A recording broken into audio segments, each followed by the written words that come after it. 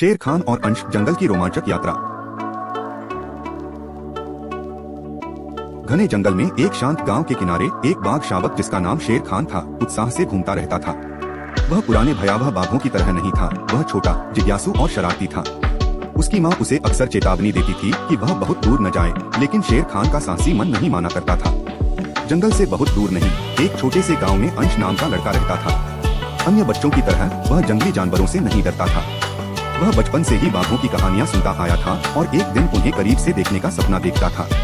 अपने माता पिता की चेतावनियों को नजरअंदाज करते हुए वह अक्सर जंगल में चला जाता, उसकी रहस्यमय दुनिया को खोजने। एक दिन दोपहर में जब अंश जंगल के अंदर गया तो उसे एक मंद गुर्राहट सुनाई दी। वह सहम गया। धीरे धीरे उसने झाड़ियों के बीच से झांका और देखा कि एक बाघ का शावक छोटा, धारियों वाला और चमकती सुनहरी आंखों वाला उसे घूर रहा था। शेर खान एक चमकीले नीले तितली का पीछा करते हुए अपनी माँ से बिछड़ गया था। अब वह डर तो रहा था, लेकिन उसे दिखाने की हिम्मत नहीं थी। अंश को एहसास हुआ कि शावक असमंजस में है। वह धीरे से झुका और अपना हाथ आगे बढ़ाया। तुम तो बिल्कुल भी डरावने नहीं हो, अंश ने धीरे से कहा। शावक ने पहले सूंघा, फिर संकोच करते हुए एक कदम आगे बढ़ाया। अंश को हैरानी हुई जब शेर खान ने अपना सिर उसके हाथ से रगड़ा और धीरे से गुर्राया। दोस्ती की शुरुआत हो गई। अंश को एहसास हुआ कि शेर खान को अपनी माँ तक लौटने में मदद चाहिए। दोनों ने एक अविस्मरणीय यात्रा शुरू की, जहां उन्होंने कई रोमांचक चुनौतियों का सामना किया। गहरी खाई, एक गिरा हुआ पेड़ पुल की तरह पड़ा था। अंश ने घबराए हुए शेर खान को सुरक्षित पार करने में मदद की।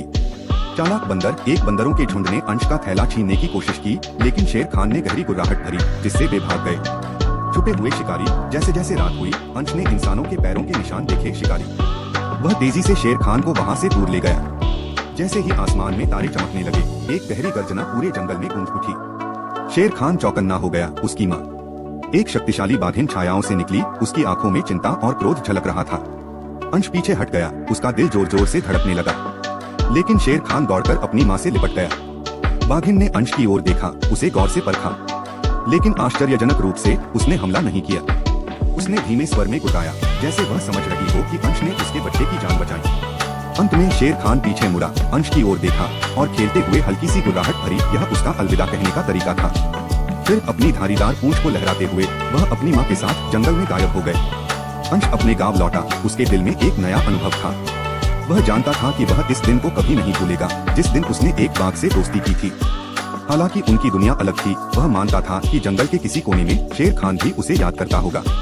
सालों बाद गांव में एक महान बाघ की कहानी प्रसिद्ध हुई।